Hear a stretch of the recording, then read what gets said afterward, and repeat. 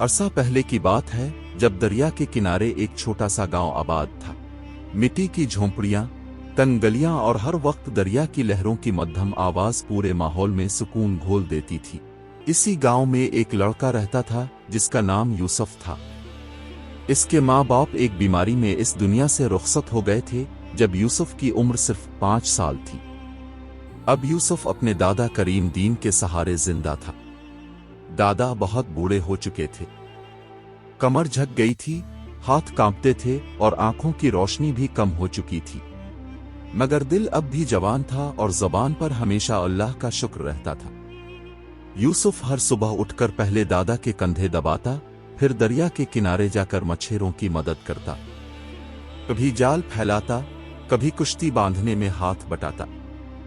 گاؤں کے لوگ کہتے تھے کہ یہ لڑکا بڑا صابر ہے، یتیم ہو کر بھی اس کے چہرے پر شکایت نہیں ہوتی، مگر کسی کو معلوم نہیں تھا کہ یوسف کے دل میں کتنی گہری تنہائی ہے۔ جب وہ دوسرے بچوں کو اپنے والد کے ساتھ بازار جاتے یا ماں کی گود میں سر رکھتے دیکھتا تو اس کا دل بھر آتا، لیکن وہ کبھی شکایت نہیں کرتا، بس آسمان کی طرف دیکھ کر آہستہ سے کہتا، یا اللہ، تو ہی میرا سہارا ہے۔ ایک دن گاؤں میں بڑا بحران آ گیا، دریا میں طوفان آیا اور مچھلیاں کم ہو گئیں، اناج مہنگا ہو گیا اور کام ملنا مشکل ہو گیا۔ دادا کی دوا بھی مشکل سے آتی تھی۔ ایک شام جب سورج ڈوب رہا تھا، یوسف دریا کے کنارے ایک پتھر پر بیٹھا تھا۔ اس کے پاس ایک چھوٹا سا تھیلا تھا جس میں تھوڑے سے سوکھے چاول تھے۔ وہ آدھے دادا کے لیے بچا رہا تھا اور آدھے خود کھانے والا تھا کہ اچانک ایک مسافر اس کے پاس آیا۔ مسافر نے تھکی ہوئی آواز میں کہا، بیٹا، اگر کچھ کھانے کو ہو تو دے دو، 4 دن سے بھوکا ہوں۔ یوسف کے ہاتھ رک گئے۔ اس نے چاولوں کو دیکھا، پھر مسافر کے چہرے کو۔ اسے دادا کی بات یاد آئی، بیٹا، رزق بانٹنے سے کم نہیں ہوتا بلکہ بڑھتا ہے۔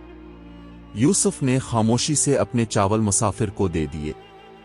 مسافر کی آنکھوں میں آنسو آ گئے، اس نے دعا دی اور چلا گیا۔ اس رات یوسف بھوکا سویا، مگر اس کے دل میں عجیب سکون تھا۔ اگلی صبح ایک قافلہ گاؤں آیا۔ وہ ایک بڑے تاجر عبد الرحمن کا قافلہ تھا۔ اس نے اعلان کیا کہ جو محنت کرے گا اسے مزدوری ملے گی۔ یوسف بھی وہاں پہنچ گیا۔ اس کی سادگی اور سچائی نے تاجر کو متاثر کیا۔ اس نے یوسف کو سامان کی نگرانی پر رکھ لیا۔ صرف ایک دن کی محنت سے یوسف کو اتنا ملا کہ گھر کا راشن اور دادا کی دوا دونوں آ گئیں۔ دادا کریم دین کی آنکھوں میں آنسو آ گئے۔ انہوں نے کہا، بیٹا، یہ تیرے صبر اور نیک نیتی کا اجر ہے۔ وقت گزرتا گیا۔ یوسف تاجر کے ساتھ شہر بھی گیا۔ وہاں اسے جھوٹ، لالچ اور دھوکے کی دنیا دیکھنے کو ملی۔ ایک دن ایک شخص نے اسے رشوت دینے کی کوشش کی تاکہ وہ حساب میں دھوکہ دے دے، مگر یوسف نے صاف کہا، میری روزی میرے رب کے ہاتھ میں ہے، میں جھوٹ نہیں بول سکتا۔ یہ بات تاجر کے دل کو لگ گئی اور اس نے یوسف کی بہت تعریف کی۔ ایک دن شہر میں ایک امیر آدمی نے ایک غریب پر جھوٹا الزام لگا دیا۔ یوسف نے ہمت کر کے سچ بول دیا۔ تحقیق ہوئی تو سچ سامنے آ گیا اور غریب بچ گیا۔ لوگ یوسف کی ایمانداری کے قائل ہو گئے، مگر کچھ دشمن بھی بن گئے۔ کچھ عرصے بعد یوسف کو ایک خطرناک علاقے میں صلح کرانے کے لیے بھیجا گیا جہاں سردار ظلم کرتے تھے۔ انہوں نے یوسف کو دھمکایا اور کہا کہ وہ ان کی سازش میں شامل ہو جائے۔ یوسف نے انکار کر دیا۔ اسے قید کر دیا گیا۔ رات کے اندھیرے میں ایک نوجوان آیا اور اس نے یوسف کو آزاد کر دیا۔ اس نے کہا، میں بھی کبھی یتیم تھا، تمہاری بات نے میرا دل بدل دیا ہے۔ یوسف شہر واپس آیا تو لوگ اس کی عزت کرنے لگے۔ اس نے بچوں کو سچائی، صبر اور رحم دلی سکھانا شروع کر دیا۔ کچھ سال بعد وہ اپنے گاؤں لوٹ آیا۔ دادا کریم دین نے اسے گلے لگا لیا، مگر چند دن بعد دادا اس دنیا سے رخصت ہو گئے۔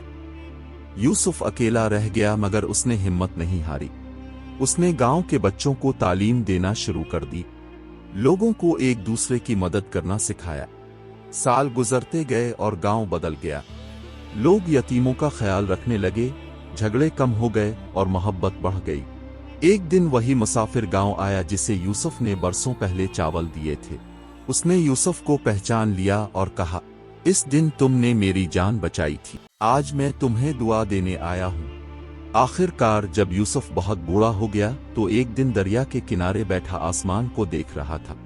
उसने आहिस्ता से कहा, या रब, जो कुछ भी था तेरा था। अगली सुबह लोग आए तो यूसुफ इस दुनिया से रुखसत हो चुका था।